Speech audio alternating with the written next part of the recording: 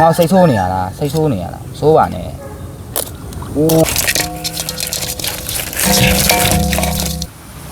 တော့မလဲဆက်ဆက်လေးနော်လှည့်ကြည့်စရာမလိုဇက်နာလို့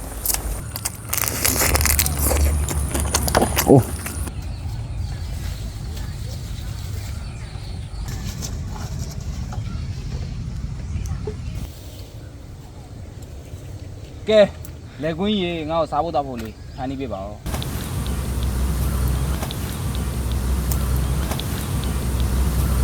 ဝါကနန်းနေဟေး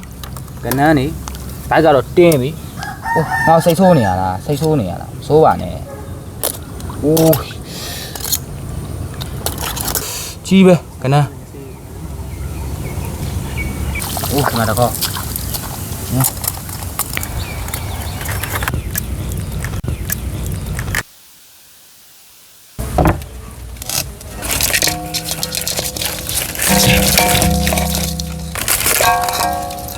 အရှိမတော့ကနန်းရလာပြီကနန်းကိုဘာလို့ဆိုင်ရကောင်းမလဲဆိုတော့စဉ်းစားလိုက်အောင်ဒီတော့ကနန်းကိုတော့ကိုင်းလိုက်မယ်ကနန်းကိုတော့တေချာပြောင်းအောင်သွားတိုက်တန်လေးနဲ့တိုက်ပေးလိုက်မယ်ဗျာအားလုံးပဲမင်္ဂလာပါခင်ဗျာအရှိရရှာဖွေတွေ့ရှိလာတဲ့ကနန်းလေးကိုဒီနေ့မှာတော့အိမ်မှာရှိရဲ့ပါဝင်ပစ္စည်းလေးတွေနဲ့ကနန်းမဆလာချက်ချက်စားပါမယ်ခင်ဗျာ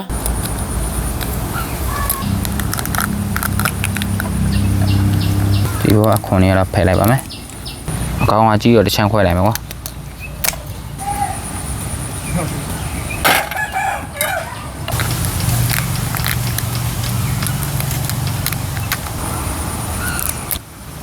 တော့မလဲဆက်ဆက်လေးနော်ပေါင်ဝင်ပစ္စည်းရတယ်ဗျာဒီမှာ ready ပါပဲဆိုတော့ကျွန်တော်စပြီးတော့ချက်ပါမယ်ခင်ဗျာကနန်းနဲ့မဆလာရောချက်လိုက်မယ်ဗျာကနန်းမဆလာချက်မယ်ဆိုရင်စွန်းနေများလေးထည့်ချက်ပါဘာလို့လဲဆိုတော့ဘိုက်ဒီဘိုင်နားမယ်ဆိုရင်စွန်းနေမုတ်ကကာဝယ်ပေးရပေါ့ဒါကတော့ကြက်သွန်အဖြူနီးညူသီးစိမ်းကိုဆက်ဆက်လေးလုပ်ထားပါတယ်ကျွန်တော်ကအရောင်တင်းမသုံးတော့ပါဘူးခင်းကျင်ဒီပဲထည့်လိုက်ပါတော့မယ်အနှစ်လဲများရတယ်ဗျာချို့သူကြောင့်ခင်းကျင်ဒီမထည့်ဘူးပေါ့နော်ကျွန်တော်ကခင်းကျင်ဒီထည့်တယ်အရောင်လဲလှတယ်အရောင်တင်းမုတ်ထည့်လဲရတယ်အရသာမုတ်ရဲ့စားရဲ့အချုံမုတ်ရဲ့မဆလာလေးရဲ့ရောပြီးစီးသက်လိုက်ပါတယ်ဗျာ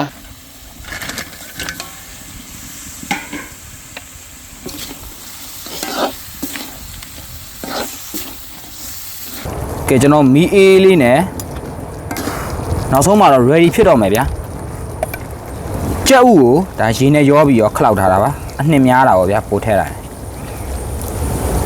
တော့ကျွန်တော်နန်းနန်းကြီးလေးပေါ်အုပ်လိုက်ရင်ပြီးသွားပြီလှည့်ကြည့်စရာမလိုဇက်နာလို့နောက်ဆုံးမှာတော့ကနန်းမဆလာချက်က ready ဖြစ်ပါပြီခင်ဗျာချလိုက်ပါတော့မယ်ဝေးဆွဲကြပါအောင်ခင်ဗျာဝေးချပါမယ်ကနန်းမဆလာချက်လေးကအနံမှုမွေးလေးနဲ့ ready ဖြစ်သွားပါပြီခင်ဗျာကျွန်တော်တို့ဆွဲဝယ်ကြတော့တယ်ပေါ်မှာတော့တမယာကြီးလေးညှက်လိုက်မယ်အနံလေးပုံမွေးပါဟိုးစားကြပါအောင်ခင်ဗျာဟိုအများကြီးပါလာတယ်အများကြီးမလို့သေးဘူးနေ့ကလုံးဝအသက်ပဲပါ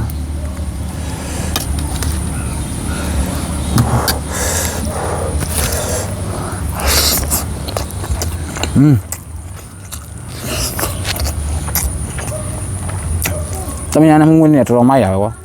ဘာမှတော့မလို့အိုး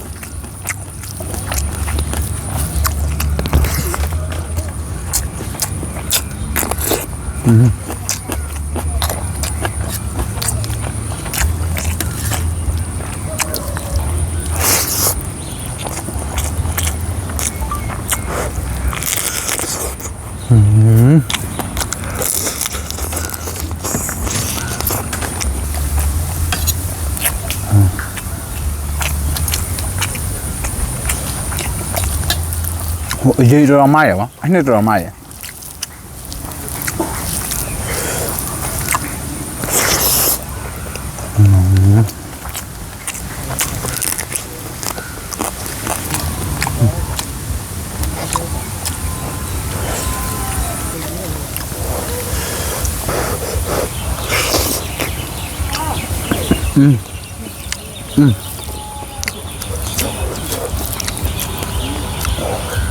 anh này đẹp mai đúng không?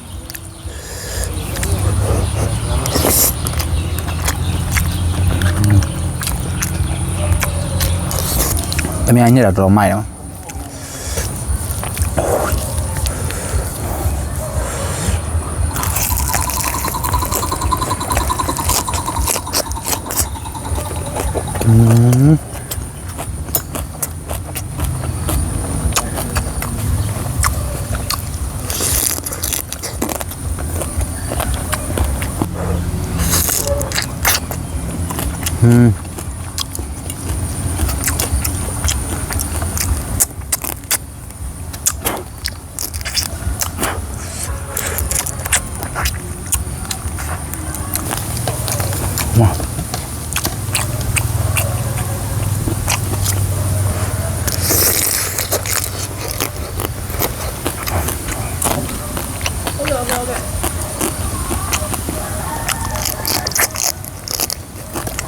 ဝါဘာပြောမှန်းတော့မသိဘူး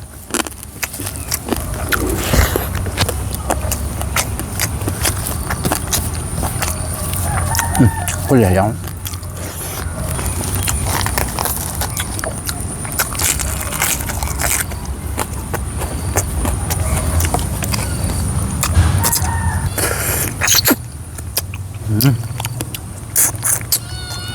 ဝါကောပဲကွာဘိုက်စားရလုံးဝဘိုက်ကိုတင်းသွားပဲဆိုတော့မိုးလေးနဲ့ချုပ်တော့မညနေတဲ့ဆောင်းနေကျွန်တော်ဗီဒီယိုကျွန်တော်နဲ့ရိုက်လိုက်ပါတော့မယ်ခင်ဗျာအငွေတော့ထွက်နေတော့မယ်ကျန်တဲ့ဟာလေးကိုကျွန်တော် edit ဆက်ပြီးစားလိုက်ပါဦးမယ်ဒီမှာပဲထိုင်စားမှာဆိုတော့အားလုံးပဲတက်လာပါခင်ဗျာ